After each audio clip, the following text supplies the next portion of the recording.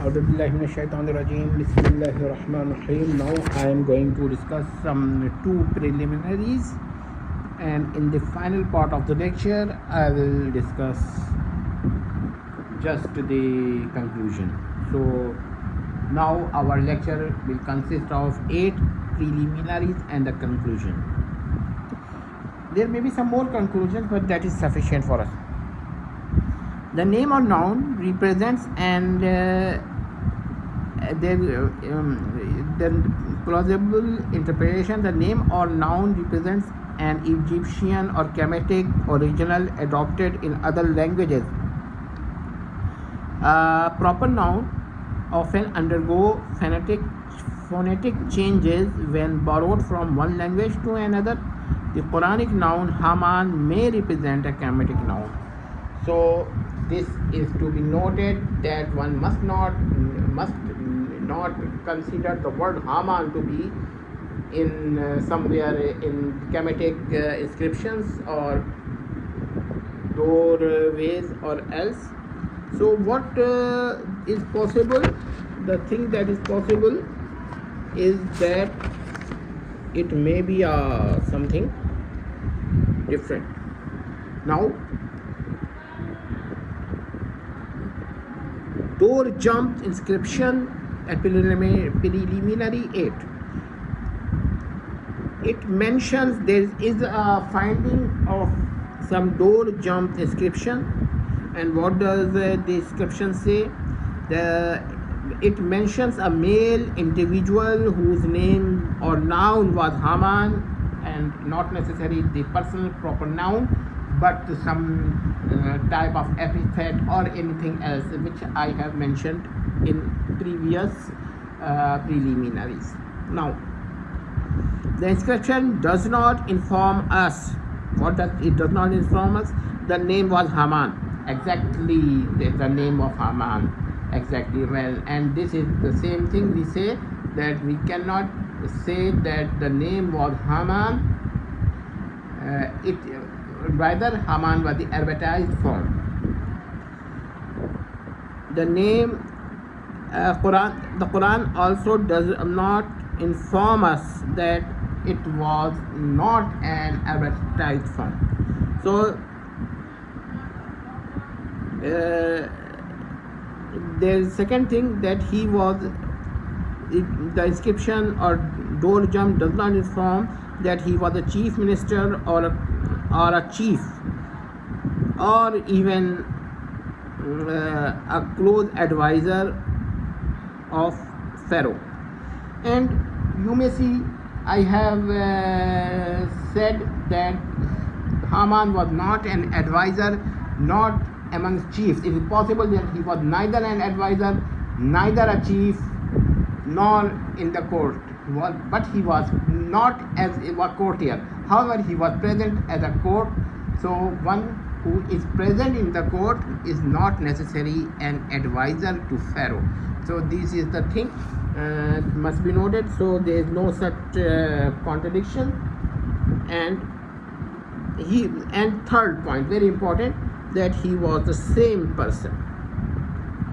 Now we come to say that there is no evidence that the person found in door jump inscriptions or things was the same as mentioned in the sacred Quran. Well, yes, it is possible that the person was someone else, but there is another possibility that such names were possible, and there might be some people in the court of the Pharaoh, not advisors, but one who took orders. And the only one thing, that person was an opponent of Sayyidina Musa, and this is not anything that can be denied on any basis.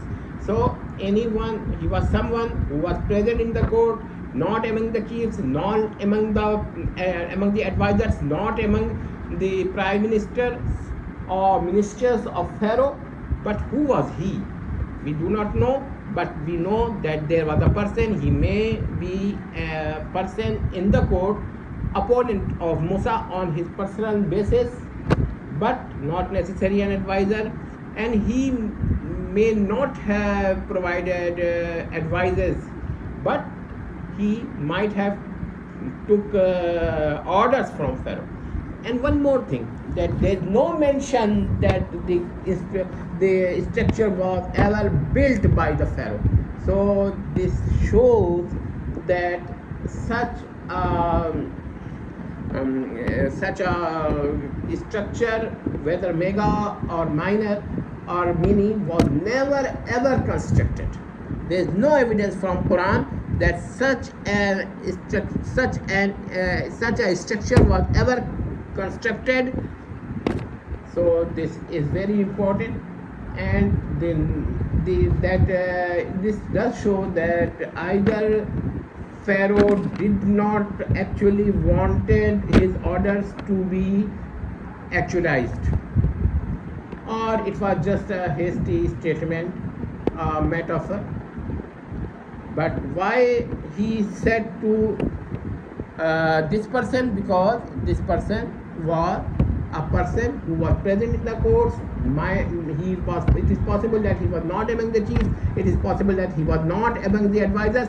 But it is also possible that he was one who took orders or direct orders from Pharaoh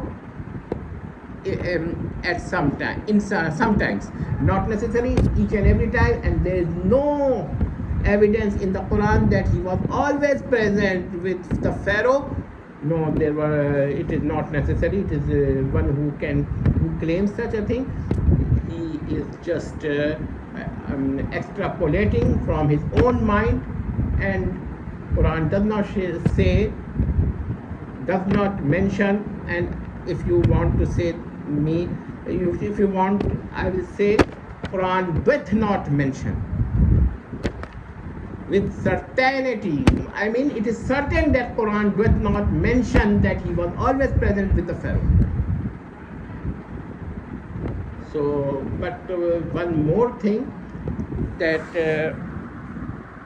the name of the person is shown as HMNH, and both time it is Arabic.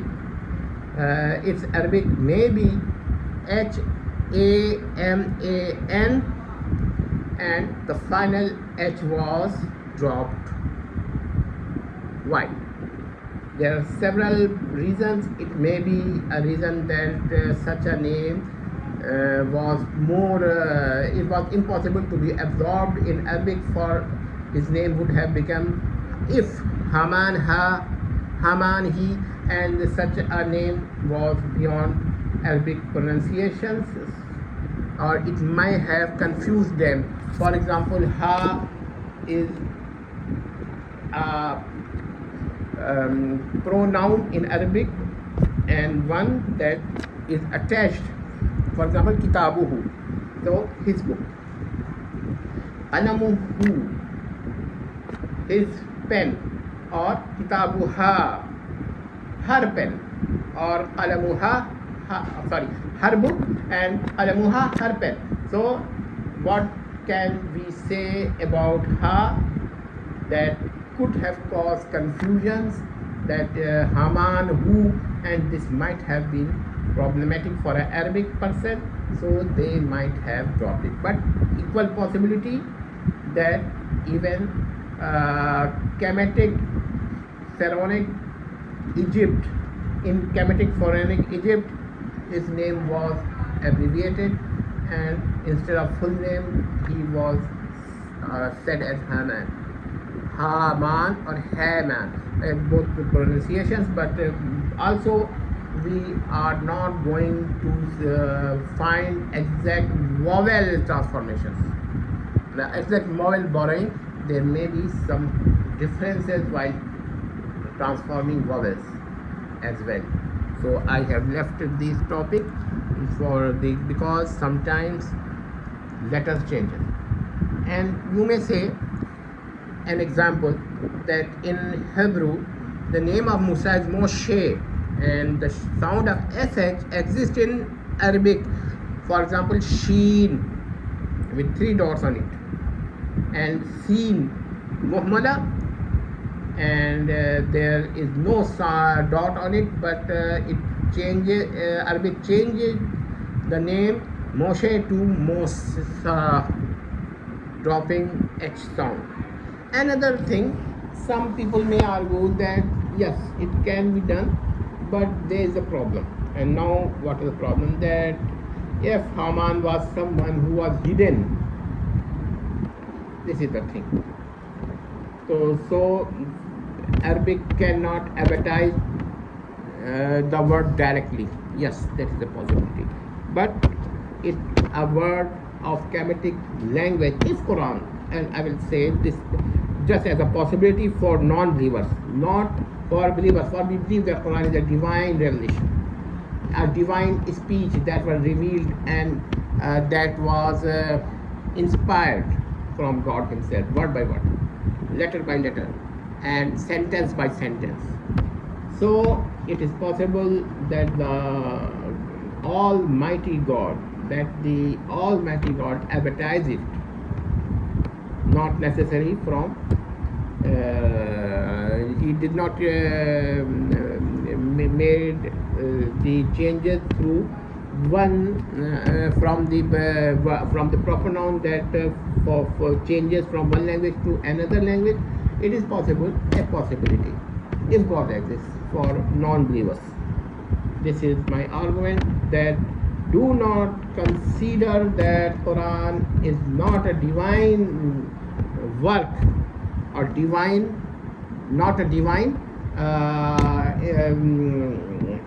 book. While discussing on Quran, you may take both possibilities, either it is divine or it is not divine. But when you say no, it is not divine, now tell me what is the reason. So I will say that this conclusion is based on faithlessness. Purely neutral argument is that it is possible that it is a divine book and God has directly transformed the Kemetic noun by a Arabic counterpart. Hope that this may be helpful for both believers in Quran and those who do not believe in Quran or are not convinced by Quran at all. But this possibility, I have presented it as a possibility. So any objection based on the reason that Quran is not a divine book with certainty falls out. I hope that we will soon come to the conclusion.